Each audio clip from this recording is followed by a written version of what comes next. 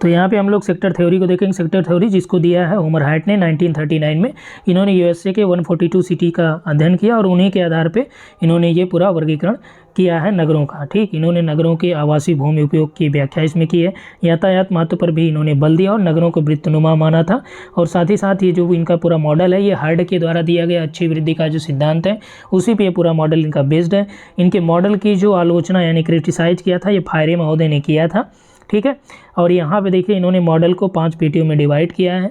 और ये नगरीय भूमि उपयोग से पे आधारित अन्य 2 और मॉडल हैं जिसमें आपका मल्टीपल न्यूक्लियाई मॉडल है और आपका कॉन्सेंट्रिक जोन मॉडल है। कॉन्सेंट्रिक जोन मॉडल बर्गेस का है, मल्टीपल न्यूक्लियाई आपका उलमैन का, हैरिस और उलमैन का है। ठीक है, इनके जो मॉडल थे यानी कि जो सेक्टर थ्योरी में होमर हायट ने जो मॉडल दिया इसमें देखिए कि सबसे केंद्र में आपका क्या होता है, सीबीडी होता है, यानी शहर का जो केंद्र होता है क्या होता है वो सीबीडी इन्होंने माना।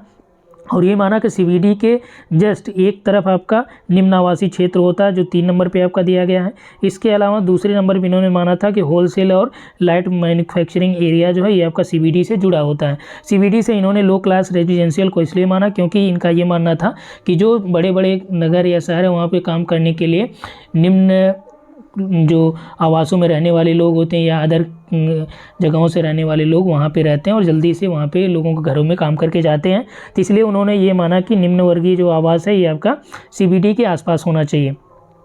चौथे नंबर पे था मीडियम क्लास रेजिडेंशियल। तो जो ये मध्यम वर्गीय लोग हैं, मध्यम वर्गीय लोगों को इन्होंने आपका यहाँ पे देखिए 4th में रखा था। ठीक है, और यहाँ पे देखिए 3 नंबर वाला यहाँ भी है आपका, 3 नंबर यहाँ भी है लगभग, और यहाँ पे भी देखिए 3 नंबर यहाँ भी है। यानी कि ये चारों ओर से देखा जाए तो निम्न वर्गीय क्षेत्र शहर के चारों ओर लगभग है। मैन्युफैक्चरिंग एरिया के चारों तरफ भी होते हैं क्योंकि जो भी निर्माणी वाले क्षेत्र में व्यापारिक जैसे इंडस्ट्रियल वगैरह हो गए, इंडस्ट्री हो गई, उसमें काम करने के लिए जो मजदूर चाहिए तो वो आपका यहाँ नज़दीक रहेंगे तभी तो यहाँ पे आराम से पहुँच पाएंगे। ठीक है, मध्यम वर्गीय को इन्होंने ये आपका 4th में रखा।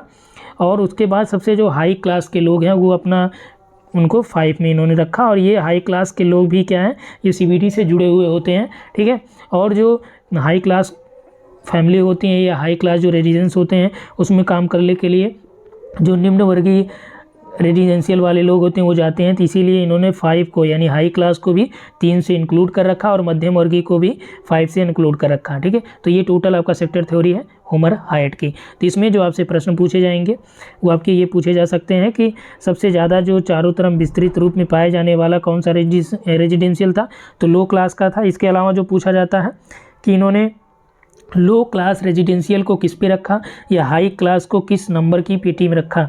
ठीक है, तो आप ये नंबर आप याद रखिएगा ज़रूर क्योंकि प्रश्न आपका यहीं से बनता है।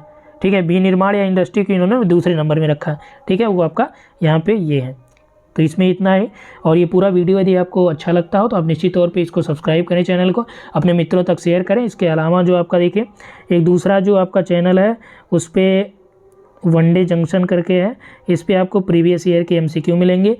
और कल हमने आपको DSSB का प्रोवाइड कराया है। आज कोशिश ये है कि KVS PGT का जो है आपको प्रोवाइड कराया जाए।